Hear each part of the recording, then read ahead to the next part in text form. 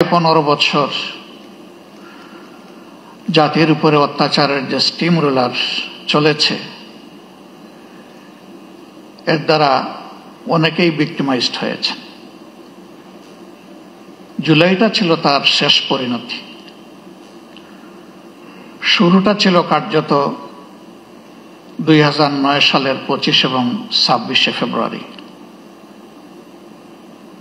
ঢাকার পিলখানায় 57 জন দেশপ্রেমিক চৌকস প্রতিশ্রুতিশীল বিভিন্ন পর্যায়ের সামরিক কর্মকর্তাকে হত্যাকাণ্ডের মধ্য দিয়ে বাংলাদেশের উপর ফ্যাসিজমের থাবা শুরু হয়। তারপরে একে একে রাজনৈতিক দল, প্রথমে আমাদের দলটাকে দিয়েই শুরু করা হয় এবং শেষ পর্যন্ত যারা অপোজিশনে ছিলেন তারা কেউ বাদ পড়েননি। শুধু রাজনৈতিক দল নয়, এদেশের আলেম সমাজ, সাংবাদিক সমাজ, বুদ্ধিজীবী সমাজ, ব্যবসায়ীরা কেউই কিন্তু ফ্যাসিবাদের থাবা থেকে বাদ পড়েননি। অনেক সাংবাদিকের জীবনও চলে গিয়েছে, আবার কাউকে কাউকে জেলের ভাত খেতে হয়েছে। এমনকি হিউম্যান রাইটস নিয়ে যারা কাজ করেন তাদেরকেও সত্য কথা বলার জন্য জেলে থাকতে হয়েছে।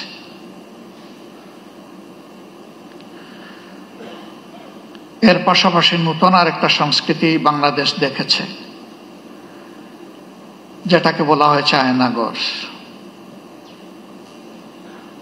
এ সংস্কৃতি এর আগে বাংলাদেশ কখনো দেখেনি এবং ব্যক্তিগতভাবে আমি নিজেও তার সাক্ষী। শেষবার 22-12 ডিসেম্বর যখন আমাকে গ্রেফতার করা হয়, যে জায়গাটায় আমাকে রাখা হয়েছিল, এমন কিছু মানুষ, কিছু মুখ আমি দেখতে পেয়েছিলাম যাদের মুখে বিষণ্ণতার প্রচন্ড ছাপ। পরবর্তী পর্যায়ে জেলে যখন গিয়েছি তখন সেই মানুষগুলা কেউ কেউ এগিয়ে এসে বলেছে, আমরা ওই দিন ওই রাতে অমুক জায়গায় আপনাকে দেখেছি। জিজ্ঞেস করেছিলাম, আপনি কোথায় ছিলেন? বলে যে আমি ওখানেই ছিলাম। কত সময় ছিলেন? হাসতে হাসতে বলে, কত সময় নয়, ঘন্টা নয়, দিন নয়, মাস নয়, আমাকে জিজ্ঞেস করুন আমি কয় বছর ছিলাম। অথচ আমাদের আইনে স্পষ্টভাবে ডিরেকশন দেয়া আছে, কাউকে গ্রেফতারের 24 ঘন্টার ভিতরে অবশ্যই তাকে আদালতে তুলতে হবে।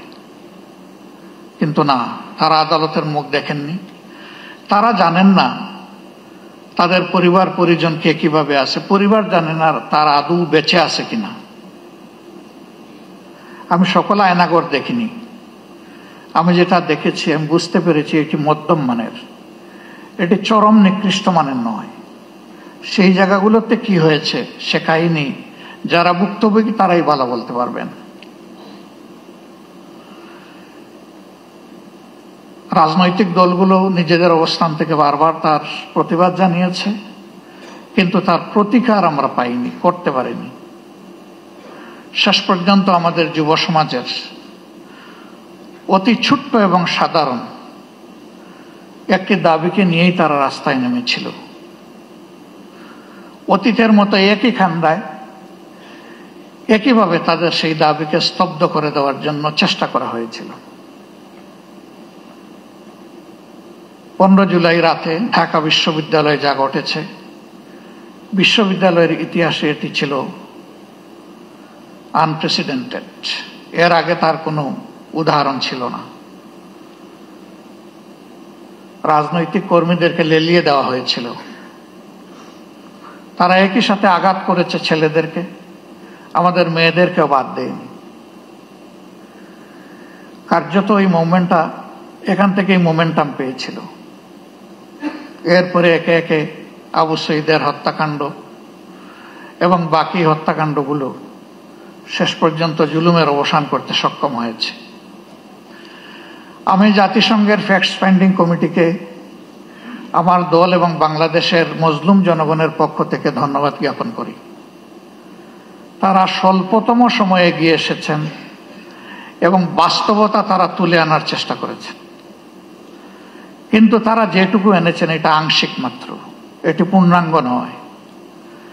তার বাইরেও জুলুমের বিস্তর ক্ষেত্র রয়ে গেছে। আশার দিক, নতুন সরকার গঠিত হয়েছে ফ্যাসিজমের পতনের প্রেক্ষাপটে। বিচারের জন্য ট্রাইব্যুনাল গঠন হয়েছে, বিচারক নিয়োগ হয়েছে, তদন্তকারী সংস্থা হয়েছে, প্রসিকিউশনও নিয়োগ হয়েছে। কিন্তু এটি সত্য, এখন 1 বছর ছুঁই ছুঁই, এ সময়ের ভিতরে কিন্তু বিচার এখনো দৃশ্যমান হয়নি। আমরা বিশ্বাস করি এই প্রক্রিয়ার সাথে যারা সম্পৃক্ত তারা তাদের সর্বোচ্চটা দিয়ে চেষ্টা করছেন। সরকারের কাছে আমাদের অনুরোধ, এই এফোর্ট কি যথেষ্ট, নাকি এই জায়গায় আরো কিছু করার আছে? যদি আরো কিছু করার থাকে সেটিই তো করা উচিত। সারা বাংলাদেশে আমার মতো আপনারা অনেকে ঘুরেন, সব জায়গায় তো কান্নার রোল। কেউ আপনজন হারিয়ে, আর কেউ নিজেকে হারিয়ে। আপনজন হারানোর বেদনা আমরা বুঝি, কিন্তু যারা নিজেকে হারিয়ে বসেছেন, এই যে ছেলেটাকে দেখানো হলো, শুধু দুটো চোখ না থাকার কারণে গোটা বিশ্ব তার জন্য অন্ধকার। সে কি একা? আমাদের হিসাব মতো এই সংখ্যাটা 500-র কাছাকাছি যারা চোখ হারিয়েছে। হাত পা হারিয়ে, মেরুদণ্ডে আঘাত পেয়ে, বুলেট বিদ্ধ হয়ে হাসপাতালের বিছানায় কিংবা নিজের বাড়িতে পড়ে প্যারালাইজ হয়ে কাতরাচ্ছে, এই সংখ্যাটা 250-র উপরে। যারা বিছানায় পড়ে আছে, আর যারা জীবন্ত লাশ হয়ে ঘুরছে, সেই সংখ্যাও 5000 কম নয়। আপনারা অনেকে জানেন, ইতিমধ্যে আমাদের সংগঠনের পক্ষ থেকে উদ্যোগ নিয়ে এই জুলাই যারা শহীদ হয়েছেন তাদের প্রোফাইলটা আমরা অন রেকর্ড নিয়ে আসার চেষ্টা করেছি। শতভাগ নিশ্চিত না হয়ে আমরা একটা নামও সেখানে যোগ করিনি। আমাদের এই প্রক্রিয়া অব্যাহত আছে, এটাকে আমরা ক্লোজ করিনি। 12 ভলিউমের এই শহীদ স্মরণিকা আমরা সকলের হাতে পৌঁছে দিতে পারিনি, তবে আমাদের ওয়েবসাইটে বাংলা, ইংলিশ এবং আরবিতে ইতিমধ্যেই আপলোড করা আছে। সেটা কেউ ভিজিট করলে আমরা খুশি হব। আমরা এবার হাত দিয়েছি যারা জীবন্ত শহীদ তাদের জীবন নিয়ে, এই অন্ধ, পঙ্গু, হাসপাতালের বেডে পড়ে থাকা প্যারালাইজড, তাদের বিষয়টা তুলে আনার জন্য।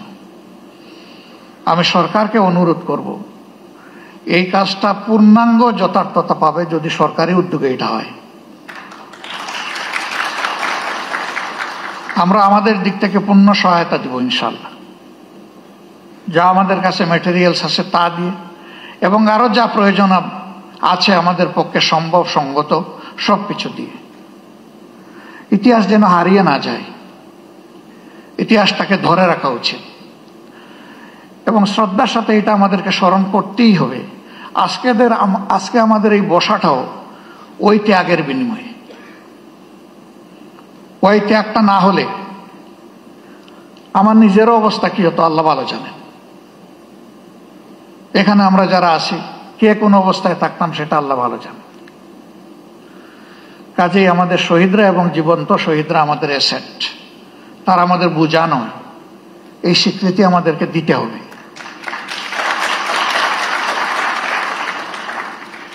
আমাদের সম্পদকে মুখে নয়, বাস্তবেই সম্মান দেখাতে হবে। সরকার এবং জাতির পক্ষ থেকে সেটা যেন নিশ্চিত করা হয়। এ বিষয়ে নিশ্চিত করতে হলে 3টা জিনিস প্যারালাল চলতে হবে: বিচার, সংস্কার এবং নির্বাচন। কিন্তু বিচার আর সংস্কারের আগে যদি কোনো নির্বাচন হয়, তাহলে সেটি আরেকটা ন্যাশনাল ডিজাস্টার হতে পারে, আমরা বিশ্বাস করি।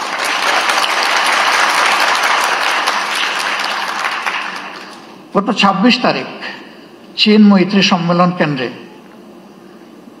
সেখানে শহীদ পরিবার সোসাইটির একটা আয়োজন ছিল।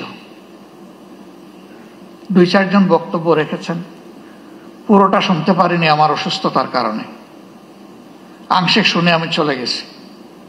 তাদের প্রত্যেকে অত্যন্ত সিংহের মতো গর্জন করে বলেছেন, বিচার না দেখা পর্যন্ত আমরা কোনো নির্বাচন দেখতে চাই না।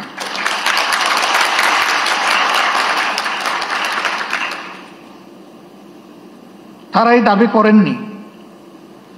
শত শত মানুষ যাদেরকে হত্যা করা হয়েছে, হাজারো মানুষ যাদেরকে পঙ্গু করা হয়েছে, তাদের সকলের বিচার করে তারপরে নির্বাচন হোক, তারা তা বলেননি। তারা বলেছেন যারা জঘন্য অপরাধী তাদের বিচারটা অন্তত 2-4টা হলেও আমরা নিজ চোখে দেখতে চাই।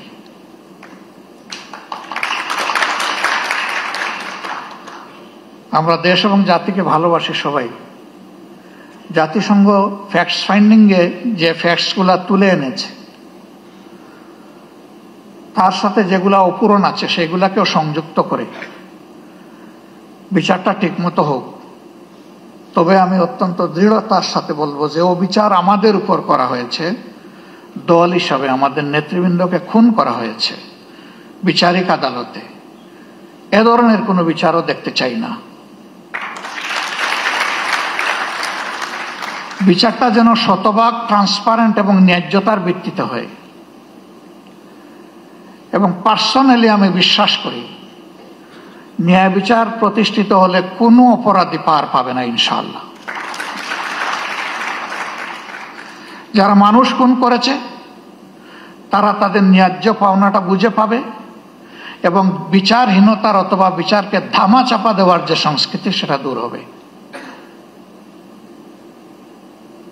আমরা আমাদের দলের পক্ষ থেকে প্রতিশ্রুতি দিচ্ছি, এই প্রক্রিয়ায় আমাদের পূর্ণ সমর্থন এবং সহযোগিতা থাকবে। জনগণের ম্যান্ডেটের ভিত্তিতে আমরা সরকার পরিচালনা করার সুযোগ পাই অথবা আমরা বিরোধী দলে থাকি, এ বিষয়ে আমাদের ভূমিকা হবে স্পষ্ট, ন্যায্য এবং অকুতভয়। আমরা কাউকে পরোয়া করে কোনো কিছু বলবো না, করবো না। ভয় করব শুধু আল্লাহ তাআলাকে। দায়বদ্ধ থাকবো প্রথমে নিজের বিবেকের কাছে, তারপরে দেশবাসীর কাছে।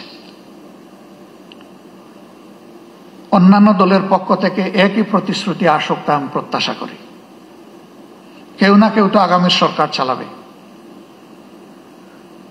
তাহলে যারাই চালাক তারা যেন জাতির এই আমানত রক্ষা করে, আমরা যেন বিশ্বাসঘাতক না হই।